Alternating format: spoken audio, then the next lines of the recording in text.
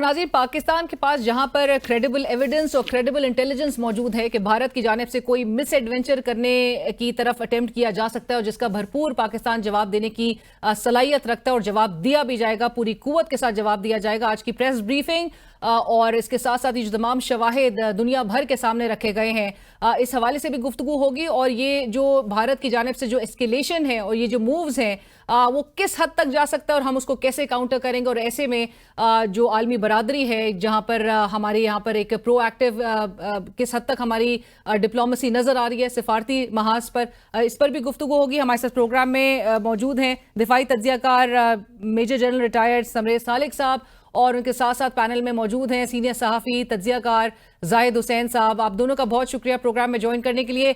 जन साहब, आपसे गुफ्तगू का आगाज करती हूँ। जन साहब, ये जिस किस्म के भारतीय एक रवैया देखा जा रहा है पोस्ट पहलगाम अटैक और जो एक मिस एडवेंचर उनकी जानिब से किया जा सकता है, उसके हवाले से हमारे पास जो मालूमात हैं, जो इत्तलात हैं और क्रेडिबल इत्तलात हैं कि अगले 24 से 36 घंटों में इनकी जानिब से कोई एडवेंचर किया जा सकता है। How far do you think Modi will go this time? क्योंकि एक हमारे पास उड़ी अटैक का एक एग्जाम्पल मौजूद है। बालाकोट में इन्होंने अटेम्प्ट करने की कोशिश की, वो फेल्ड अटेम्प्ट और बड़ी एम्बैरेसमेंट का उनको सामना करना पड़ा। तो इस बार किस नहज पे नरेंद्र मोदी मामलात को लेकर जाना चाहते हैं?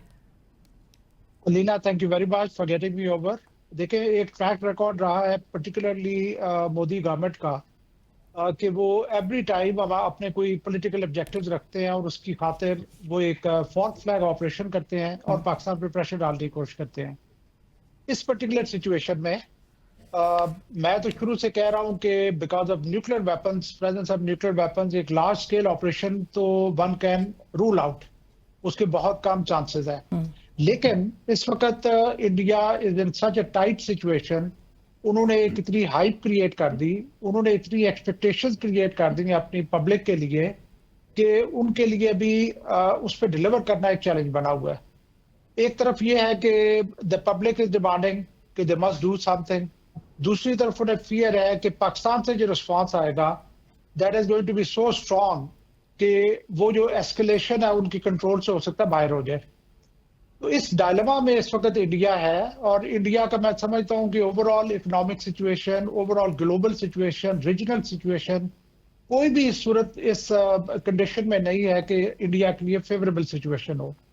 हैविंग सेड दैट, जैसे एंटिसिपेट किया जा रहा है पाकिस्तानी वाली साइड पे, ऑल्दो मैं जो इंडिया वाली साइड पे देख रहा हूं कि देयर आर मेनी इंडिकेशन जो शो कर रही हैं कि चांसेस बहुत कम है कि किसी किस्म का कोई एक्शन हो।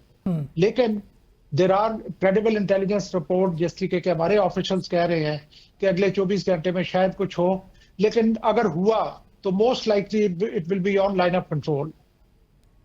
राइट। जाहिद साहब, पहलगाम अटैक, और चूंकि आपने अपने कॉलम में भी मेंशन किया कि ये it seems to have given Modi government an excuse के इसको इस्तेमाल किया जाए, जो कि वो उसकी तलाश में थे, एक वो मॉन्गरिंग के लिए, उसकी एस्केलेशन के लिए। आपने जिस तरह मेंशन किया कि पोस्ट एब्रोगेशन ऑफ आर्टिकल 370 वो एक चाहते थे कि वो एक उनका एक बयानिया जोर पकड़े कि वहां पर हालात बड़े नॉर्मल हैं और इसको बड़ी हद तक डेंट पहुंचाए इस पूरे अटैक और इस हमले के नतीजे में। आपको क्या लग रहा है जाहिद साहब कि किस तरह से मोदी अब इसको फर्दर, और ये इसके पीछे जो है वो ग्रेटर डिजाइन या जो जन साहब भी कहते हैं कि पॉलिटिकल ऑब्जेक्टिव्स हैं उसके, क्या पॉलिटिकल फर्दर एक ऑब्जेक्टिव हो सकता है और उसको कहां उसको शिकस्त का सामना करना पड़ा, जहां जिसके बाद उसने इस किस्म का ये अटैक की तरफ और इस हमले को पूरा ऑर्केस्ट्रेट जो हम कहते हैं, जिसके लिए हम न्यूट्रल इन्वेस्टिगेशन के लिए भी तैयार हैं, उसको ये इस नहज पे मामलात को लेकर आना पड़ा? नहीं, देखिए, ये बात तो है कि जो वाकया हुआ है तो मोदी हुकूमत के लिए बहुत ज्यादा धक्का पहुंचा है। और ये मतलब अभी तक तो कोई एविडेंस पेश भी नहीं कर सके कि पाकिस्तान ने इसके पीछे है, और जितनी जल्दी उन्होंने इस पे रिएक्शन किया है, एक नी जर्क रिएक्शन जो होता है, उसमें खुद भी फंस गए। बात यह है कि जब आप बजाय इसके कि कोई आपके पास तहकीकात होती ताकि इंटरनेशनल कम्युनिटी की, इस वक्त मेरी बात भी होती लोगों से जो इंटरनेशनल कम्युनिटी की, उसमें कि डिप्लोमेट्स की, उनका सबका ये ख्याल है कोई एविडेंस भी पेश नहीं कर सके। अब मसला ये आता है कि एक हाइप इतनी ज्यादा वहां पे क्रिएट हो गई है, इतनी ज्यादा जो है पब्लिक में भी, और जब इसमें, और ये अचानक नहीं हुई है। जो टीवी स्टेशन जो या टीवी एंकर जिस किस्म की बातें कर रहे हैं वो ये नहीं है कि अचानक उन्होंने इस किस्म का अल्फाज इस्तेमाल करने शुरू किए या उनका लहजा यही है। एक माहौल जो इंडिया के अंदर बना हुआ है, मैं खासतौर पर मोदी गवर्नमेंट के ज़माने से, कि एक नेशनलिज्म को जो है उन्होंने बहुत ज़्यादा उस पर किया है और एक ऐसा तासुर दिया था कि अब कोई भी ऐसे कार्रवाई होगी तो हम जवाब देंगे। पाकिस्तान में मोदी का मशहूर कॉल जो है कि हम घुस के जो है दिखा देंगे। मसला ये कि ये सब कहना तो बहुत आसान है, फिर होता ये है कि जब इस किस्म की एक फिजा बनाते हैं तो आप भी एक उसके प्रिजनर बन जाते हैं। और अब मसला ये आता है कि मोदी का डायलेमा यही है कि इस वक्त अगर जो भी इन्होंने जो आगे के साथ जो है इन्होंने 2-3 इक़दाम करने शुरू किए इस वाक़े के फौरन बाद, उसके बाद ये कि उसके लिए ये बड़ा मसला है कि अब पीछे किस तरह से हटे। अब इन्होंने खुद एक लिहाज से लाइन मुकर्रर कर दी है पुलवामा के बाद जो है उन्होंने जो जिस तरह से अटैक किया था। तो ये अब देखना ये कि मुझे लगता है ये कि ये कार्रवाई करेंगे। मुझे जितनी भी और खबरें मिल रही हैं उसमें ये है कि इनकी तरफ से तैयारी है। और क्या बट जाहिर साहब, जिस तरह जनरल साहब भी कहते हैं कि लार्ज स्केल ऑपरेशन जो है वन कैन रूल आउट, आपको लगता है कि वो लार्ज स्केल ऑपरेशन की तरफ जो है या इस किस्म के किसी भी कार्रवाई की तरफ नहीं जाएगा? नहीं, देखिए लार्ज स्केल की वो बात नहीं है, मे बी एक्चुअली कोई ग्राउंड ट्रूप्स जो है वो नहीं करें, लेकिन आजकल की पूरी वॉरफेयर जो है उसका पूरा कॉन्सेप्ट तब्दील हो चुका है। बिल्कुल जरूरी नहीं है कि जो है आप जाके जो अपनी फौज दाखिल कर लें, आप मिसाइल से भी अटैक कर सकते हैं, आप और भी चीजें कर सकते हैं। जैसे मैं देख रहा था कहीं पे कि कराची के पोर्ट को भी निशाना बना सकते हैं, कुछ हमारे इंस्टॉलेशन को भी निशाना बना सकते हैं।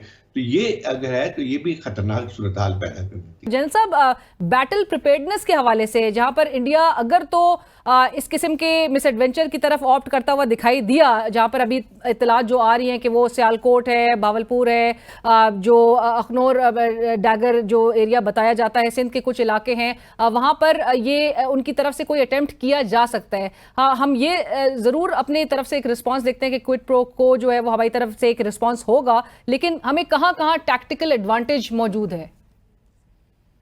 देखिए, जो नंबर्स में तो डेफिनेटली इंडियन आर्म फोर्सेस बड़ी हैं, Outnumber इंडिया करती है कंट्री हमारे से 5-6 गुना बड़ा है, लेकिन जो क्वालिटी है जिसका हम एक डिस्प्लेड परफॉर्मेंस दे चुके हैं, क्वालिटी में पाकिस्तान के जो सिस्टम्स हैं वो they are a bit superior than India. 2019 में जो हमने काम किया, जो हमारी एयरफोर्स से काम किया, that was amazing for the world as well as for Indians. और इंडिया की वल्नरेबिलिटी भी एग्जिस्ट करती है। इंडिया की जो एयरफोर्स है वो उस कंडीशन में नहीं है जिस कंडीशन में लेस द लेटेस्ट एयरक्राफ्ट जो उनके पास राफेल आए हैं जिसके ऊपर they are boasting around, but उसके बावजूद जो बीवीआर कैपेबिलिटी है जो कि इस तरह के ऑपरेशन में बहुत क्रिटिकल होगी, उसमें भी पाकिस्तान को इंडिया के ऊपर एज है in spite of India having Rafale aircraft. लेकिन ये वो सफिशिएंट नहीं है और पाकिस्तान की एयरफोर्स, पाकिस्तान की जो मिलिट्री है, नंबर्स में बेशक कम हो, लेकिन जो यहाँ पे इंटेंजिबल्स हैं, लाइक जज्बा जो है, लाइक जो स्पिरिट है टू फाइट, लाइक जो शहादत का जज्बा है, इन सारे एलिमेंट्स को देखते हुए Pakistan is very well prepared और पाकिस्तान आई एम 100% श्योर के इंडिया को मुंह की खानी पड़ेगी। राइट। और जनरल साहब, क्योंकि इंडियन साइड पे अगर आप उनके वो जो सेंसेशनलाइज जिस तरह के उनका मीडिया बहरहाल करता है, जो जिंगविज्म नजर आ रहा है, जिस किस्म की वॉर मॉन्गरिंग उनके एंड से नजर आ रही है, उसमें उनके एक्सपर्ट्स में जनरल बख्शी जैसे लोग भी अब कह रहे हैं और दे फियर कि अगर मामला इस तरफ जाए तो फिर पाकिस्तान की तरफ से एक भरपूर रिस्पॉन्स आएगा।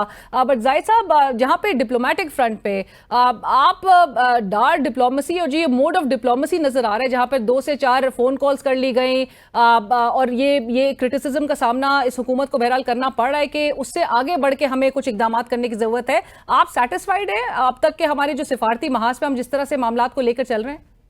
देखिए, अब सफारती जहां तक ताल्लुक है, ठीक है, हमारी बहुत ही वीक है, इसमें तो कोई शुबे की गुंजाइश ही नहीं है। लेकिन सिर्फ सफारती उसकी बात नहीं, अगर हमारे पास बहुत इफेक्टिव सफारतकार होते हैं।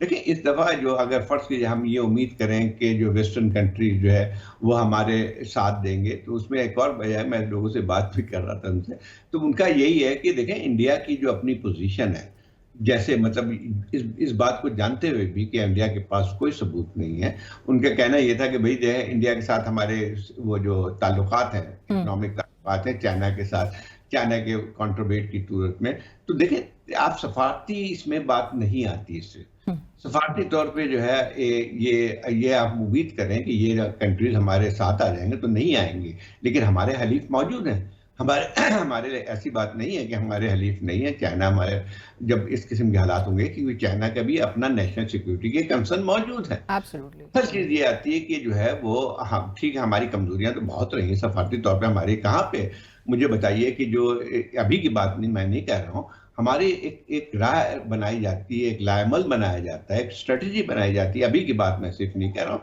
हमारी क्या है, हमारे जो वजीर खारजा तो पार्ट टाइम है ना, वो क्या कहते हैं नायब वजीर भी हैं, वो डिप्टी प्राइम मिनिस्टर आते हैं, वो प्राइवेटाइजेशन कमीशन के मेंबर हैं, और आधा वक्त जो है वो प्राइम मिनिस्टर के साथ बाहर के दौरे करते रहते हैं। मैं उस दिन देख रहा था कि अभी हाल में कि ये इस्लामाबाद के अंदर जो है फ्लाईओवर का इफ्तार हो रहा था, उसमें भी वो बैठे हुए थे। मसला ये है कि वजीर खारजा जो है फुल टाइम जॉब होती है, और फुल टाइम जॉब के साथ साथ आपको इस बात का समझ भी होनी चाहिए, कंप्रिहेंशन होनी चाहिए कि इस वक्त क्या जियो पॉलिटिकल सूरत हाल क्या बन के आती है। राइट। और जाहिर साहब मुझे ये भी जरूर बता दीजिए, और मैं जनरल साहब से फिर आखिरी सवाल करती हूँ, ये जो यूएस सेक्रेटरी ऑफ स्टेट हैं वजीर खारजा वहाँ के मार्को रूबियो, उन्होंने कहा है कि दोनों ममालिक किसी भी किस्म की जो एडवेंचरिज्म है उससे गुरेज करें, और आपस में जो है वो बात करने के हवाले से बात की जा रही है। तो अमेरिका आपको लग रहा है कि कोई रोल प्ले करेगा इन दोनों को डी एस्केलेशन की तरफ एक मामला को लेकर जाने के लिए?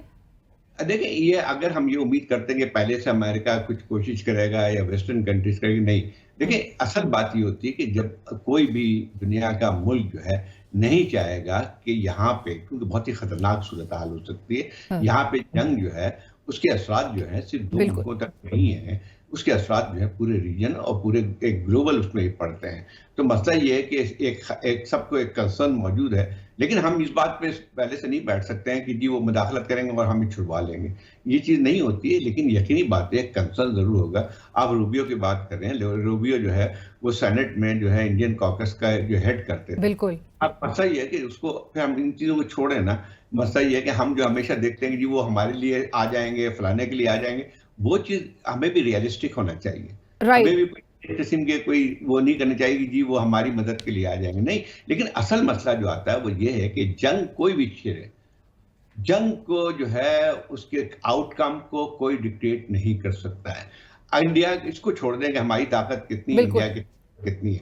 इंडिया के पास यकीनी तौर पे जो उनकी फौज की तादाद बहुत बड़ी है, लेकिन मसला ये आता है कि बड़ी से बड़ी ताकतें भी जो हैं वो ये नहीं, जंग तो शुरू करना बहुत आसान है, कल कोई भी हमला कर दे जंग शुरू हो जाती है, लेकिन क्या होगा और किस तरफ जाएगी वो उनके काबू में नहीं रहती। राइट। जनरल साहब, फाइनल कमेंट्स आपसे, जो जिस तरफ ये मामला अब जा रहे हैं, आपको क्या लगता है? एक तो भारत के साथ जो हमारे ताल्लुकात इसको कहा जा सकता है, क्योंकि हमेशा से एक एनमिटी नजर आई है भारत की जानिब से। सो पाकिस्तान का जो रिस्पांस अब तक रहा है, और आपको लगता है कि अग्रेसिवली पाकिस्तान को मजीद रिस्पांस, अब तक तो हमने डिप्लोमेटिक रिस्पांस दिया है, लेकिन अग्रेसिव एग्रेशन पाकिस्तान की तरफ से भी उसी लेवल पे देनी चाहिए?